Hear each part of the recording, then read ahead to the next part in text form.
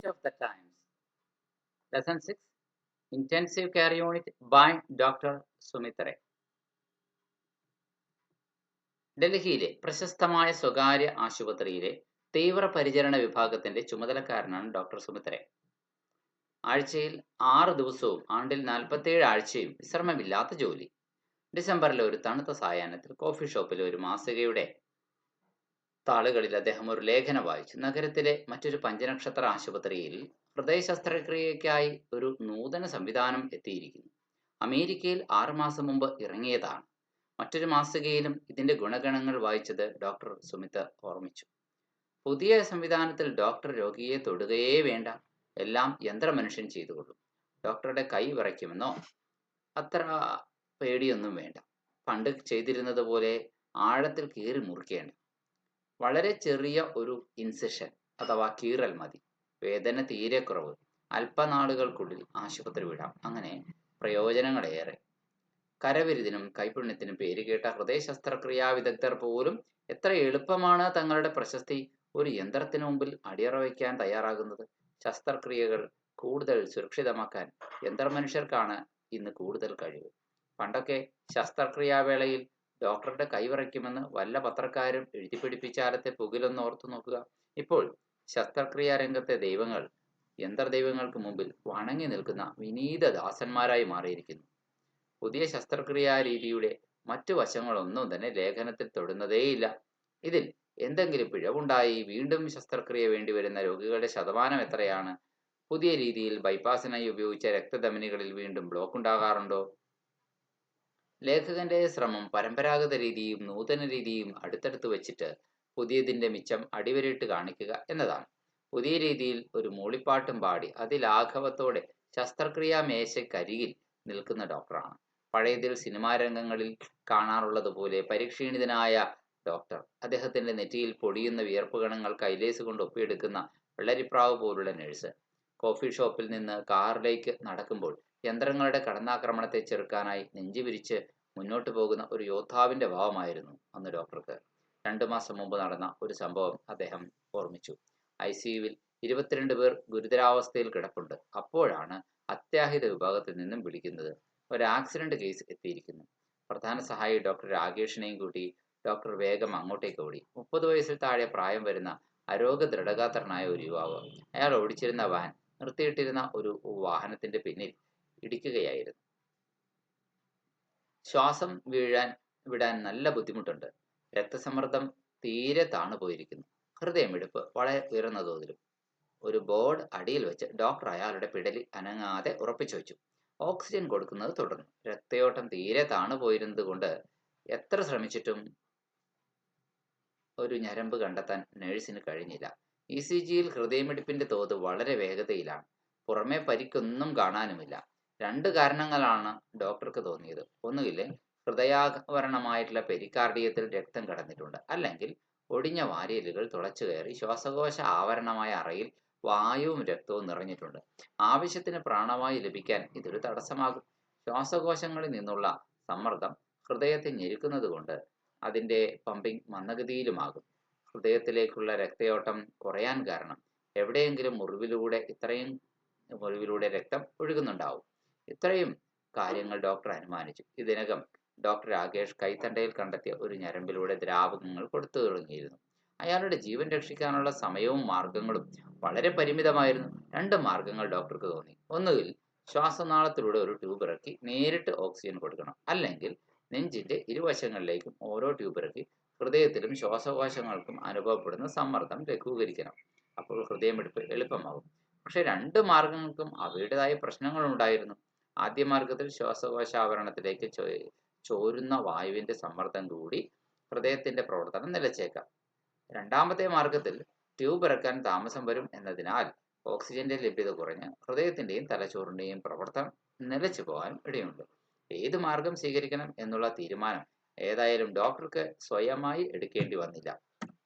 പെട്ടെന്ന് രോഗി ഒന്ന് കിതച്ചു. അതോടെ ശ്വാസോച്ഛ്വാസം നിലച്ചു. രക്തത്തിലെ ഓക്സിജന്റെ അളവ് കാണിക്കുന്ന പൾസ് ഓക്സിമീറ്റർ റീഡിംഗ് തീരെ താണു.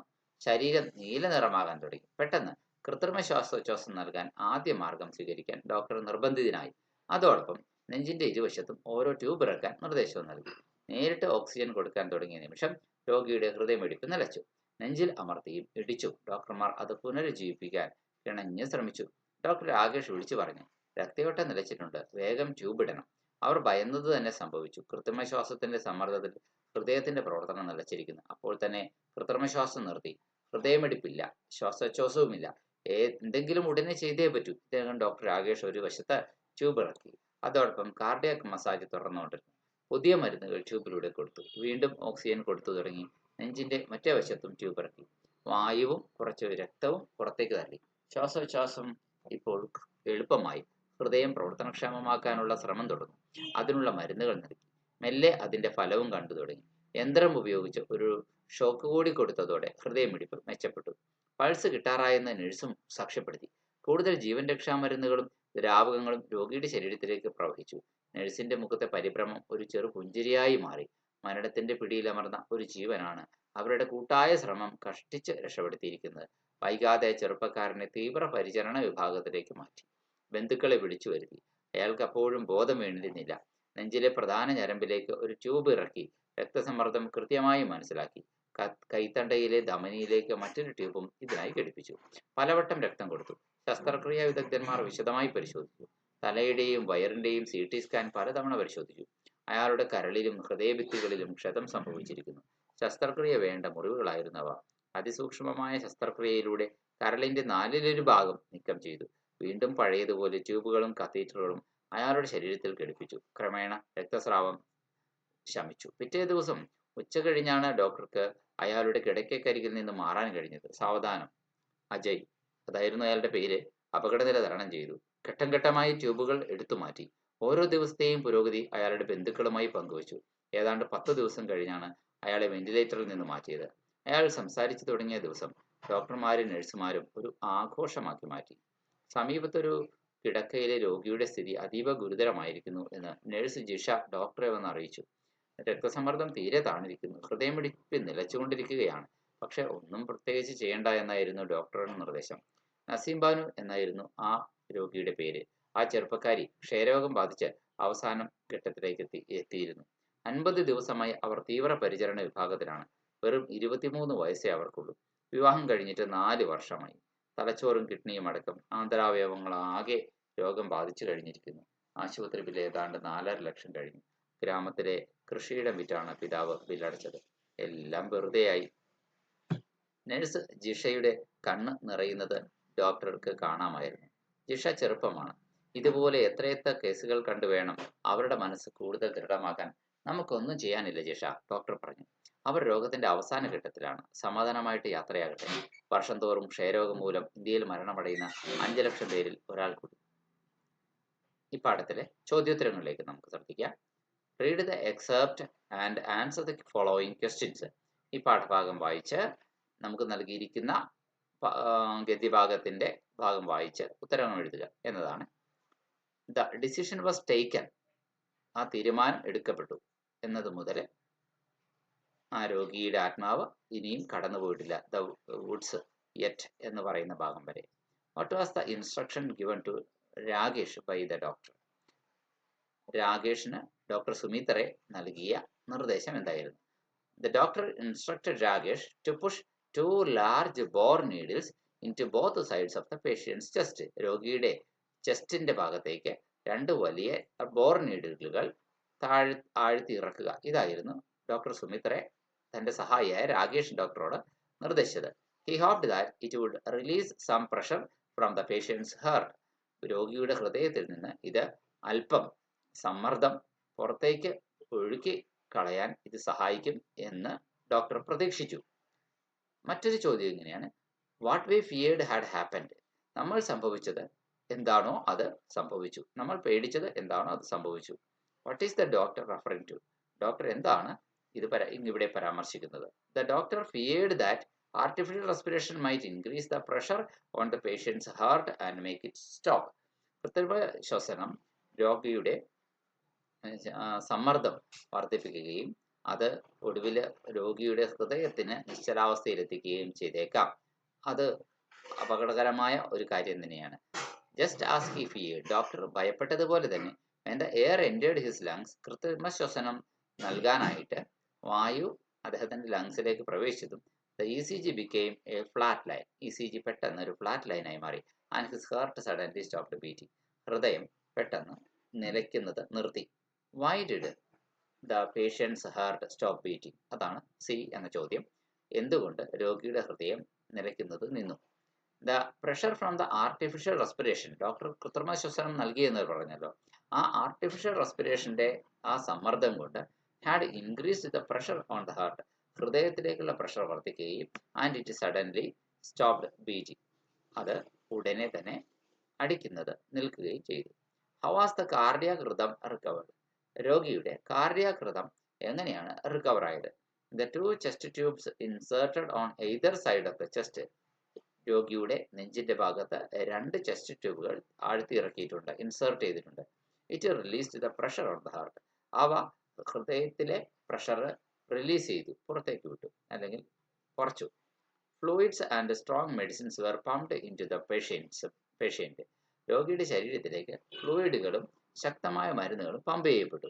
Besides the cardiac massage given to him, അദ്ദേഹത്തിന് കാർഡിയാക് മസാജ് ഒരു വശത്ത് കൊടുക്കുന്നുണ്ട്, അത് കൂടാതെയാണ് ഇങ്ങനെയൊക്കെ ചെയ്തത്. Finally an artificial shock recovered the rhythm of the patient's heart beat, അവസാനം ഒരു കൃത്രിമ ഷോക്ക് നൽകിയപ്പോൾ രോഗിയുടെ ഹൃദയ താളം, ഹാർട്ട് ബീറ്റ് റിക്കവർ ചെയ്യാനായിട്ട് സഹായകമായി. ഷോർട്ട് ആൻസർ ആണ് പാരഗ്രാഫ് ആൻസർ, 50 വാക്കുകളിൽ. What did the article say about the new operation procedure? പുതിയതായി കണ്ടെത്തിയ ശസ്ത്രക്രിയാ നടപടിക്രമത്തെക്കുറിച്ച് ആ മാസികയിലെ ആർട്ടിക്കിൾ എന്താണ് പറയുന്നത്? The news magazine carried an article on A new technique in cardiac surgery introduced in A leading city hospital, ഒരു leading city ഹോസ്പിറ്റലിൽ പുതിയതായി ആവിഷ്കരിക്കപ്പെട്ട cardiac സർജറിയുടെ ഒരു രീതിയെക്കുറിച്ചാണ് ഇത് പറയുന്നത്. The article highlighted on the skills of A famous cardiac surgeon in that hospital, ആ ഹോസ്പിറ്റലിലെ പ്രശസ്തനായ ഒരു കാർഡിയാക് സർജന്റെ സ്കില്ലുകളെ കുറിച്ചാണ് ആർട്ടിക്കിൾ ഹൈലൈറ്റ് ചെയ്യുന്നത്. He was trained in the USA, അദ്ദേഹം അമേരിക്കയിലാണ് പരിശീലിപ്പിക്കപ്പെട്ടത്. The new technology was introduced in America 6 months before, 6 മാസങ്ങൾക്ക് മുമ്പ് മാത്രമാണ് പുതിയ സാങ്കേതികവിദ്യ അമേരിക്കയിൽ ആവിഷ്കരിച്ചത്. Another weekly had published a similar article, മറ്റൊരു വീക്ക്ലിയും സമാനമായ ആർട്ടിക്കിൾ പബ്ലിഷ് ചെയ്തിരുന്നു ഓൺ ദ സെയിം പ്രൊസീജിയർ, ഇതേ നടപടിക്രമവുമായി ബന്ധപ്പെട്ട്. The technique was precise and flawless, ഈ സമ്പ്രദായം വളരെ ചുരുങ്ങിയ ചെറിയ ഒരു പരിപാടിയായിരുന്നു. ആൻഡ് ഫ്ലോലെസ്, അതുപോലെ തന്നെ പിഴവുകളില്ലാത്ത ഒരു കാര്യവുമായിരുന്നു, തെറ്റുകൾ പറ്റാൻ സാധ്യത വളരെ കുറവ്. The surgeon did not touch the patient, surgeon അഥവാ ഇത് ഡോക്ടർ, ശസ്ത്രക്രിയാ വിദഗ്ധൻ രോഗിയെ തൊടുകയേ വേണ്ട. Robotic arms performed the surgery, robotic കരങ്ങൾ, യന്ത്രക്കരങ്ങളാണ് ഈ സർജറി ചെയ്യുക. സോ അതുകൊണ്ട് there was no chance of even a minute tremor of the surgeon's hand, 1 minute പോലും സർജന്റെ കൈകളിൽ വിറയലുണ്ടാവാനുള്ള സാധ്യതയില്ല. The incision was very small compared to the large incisions and blood spilling in the past, ആ incision അഥവാ മുറിവുണ്ടാക്കൽ വളരെ ചെറുതായിരുന്നു. പണ്ട് കാലങ്ങളിൽ വലിയ ഓപ്പൺ സർജറികളിലൊക്കെ വരുന്നതിനേക്കാൾ വളരെ ചെറിയ മുറിവ്, അതുകൊണ്ട് രക്തത്തിന്റെ ഒഴുകിപ്പോക വളരെ കുറവ് മാത്രം. There will be lesser pain, കുറച്ച് വേദന മാത്രമേ ഉണ്ടാവുകയുള്ളൂ. And discomfort to the patient, രോഗിക്ക് കുറഞ്ഞ അസ്വസ്ഥത മാത്രമേ ഉണ്ടാവുകയുള്ളൂ. And the hospital stay will be shorter, ഹോസ്പിറ്റലിൽ കഴിയേണ്ട കാലം കുറയ്ക്കുകയും ചെയ്യാം.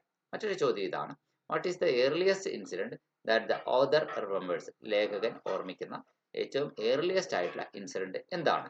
Doctor Sumitra remembers how he and his team, doctor സുമിത്രയും അദ്ദേഹത്തിന്റെ ടീമും rescued a young man from the clutches of death, മരണത്തിന്റെ കൈപ്പിടിയിൽ നിന്നും ഒരു ചെറുപ്പക്കാരനെ, അജയ് എന്നു പേരായ ചെറുപ്പക്കാരനെ രക്ഷപ്പെടുത്തിയത് എങ്ങനെയെന്നാണ് ഓർമ്മിക്കുന്നത്. He was an accident victim, അദ്ദേഹം ഒരു അപകടത്തിലെ ഇരയായിരുന്നു. Brought to the casualty at night, രാത്രിയിൽ കാഷ്വാലിറ്റി അത്യാഹിത വിഭാഗത്തിൽ കൊണ്ടുവരപ്പെട്ട വ്യക്തി. His condition was very critical, അദ്ദേഹത്തിന്റെ അവസ്ഥ വളരെ നിർണായകമായിരുന്നു. വിത്ത് വെരി ഫീബിൾ പൾസ്, അദ്ദേഹത്തിന്റെ നാഡിമിടിപ്പ് വളരെ നേർത്ത തോതിൽ മാത്രമേ ഉണ്ടായിരുന്നുള്ളൂ. And very low blood pressure, രക്തസമ്മർദ്ദം വളരെ താണുപോയിരുന്നു. The car he was driving had banked in to a van, അയാൾ ഓടിച്ചിരുന്ന കാർ ഒരു വാനുമായിട്ട് കൂട്ടിയിടിക്കുകയായിരുന്നു. And he had got crushed between the seat and the steering wheel, സീറ്റിനും സ്റ്റിയറിംഗ് വീലിനും ഇടയിൽ അയാളുടെ ശരീരം ഞെരിഞ്ഞമർന്നു പോയിരുന്നു. Though there were no major outward injuries. പ്രധാനപ്പെട്ട ബാഹ്യ മുറിവുകൾ ഒന്നും ഉണ്ടായിരുന്നില്ലെങ്കിലും he was unconscious and was in a serious